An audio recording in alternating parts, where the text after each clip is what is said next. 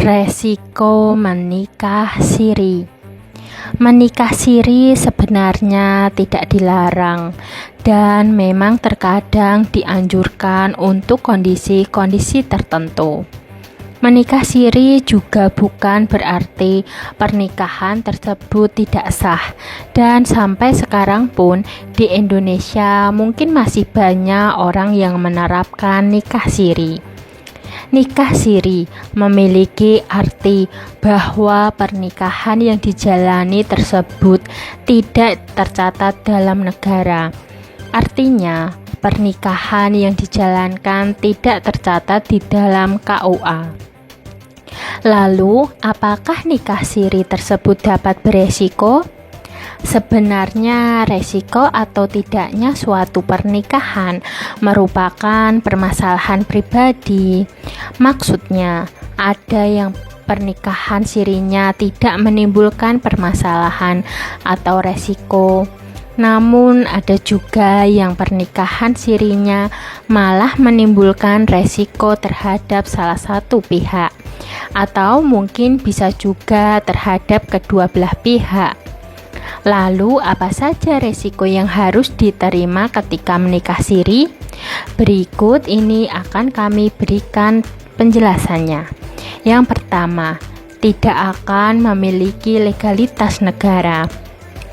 Seperti yang telah kami jelaskan bahwa nikah siri merupakan nikah yang tidak tercatat di dalam KUA. Artinya, pasangan tersebut tidak akan menerima dokumen negara atau dokumen nikah yang resmi dikeluarkan negara, seperti buku nikah. Tentu, hal ini akan menjadi penghambat ketika orang tersebut memerlukan dokumen berupa buku nikah sebagai salah satu persyaratan yang harus dipenuhinya. Kedua, anak hanya akan tertulis nama ibu. Resiko kedua yang bukan hanya merugikan orang tua, melainkan juga merugikan anak adalah pada saat anak tersebut memiliki akta kelahiran. Perlu Anda tahu bahwa anak yang lahir dari nikah siri hanya akan tertulis nama ibunya saja di akta kelahiran. Anak yang lahir dari pernikahan tersebut hanya mempunyai hubungan secara perdata dengan ibu maupun keluarga dari ibu. Tentu saja hal ini bisa berpotensi mengganggu psikologis anak jika nanti anak tersebut mengetahui resiko ini.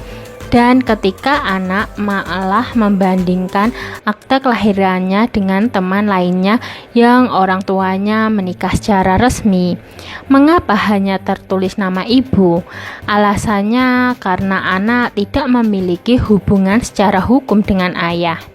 Ketiga, istri tidak akan memiliki hak ketika bercerai.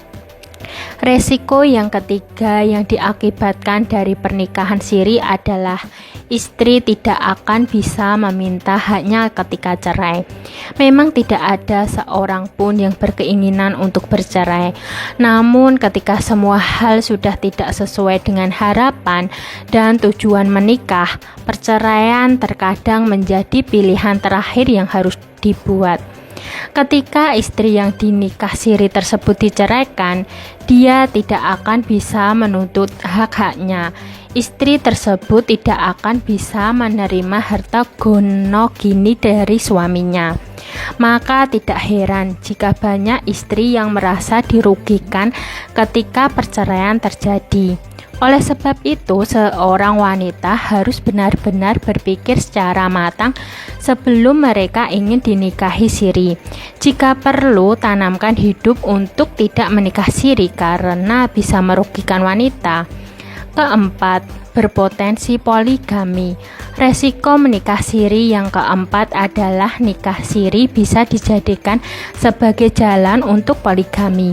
Poligami memang pada dasarnya tidak dilarang, namun ketika poligami dan nikah siri hanya dimanfaatkan untuk memenuhi kebutuhan biologisnya saja, siapa yang dirugikan?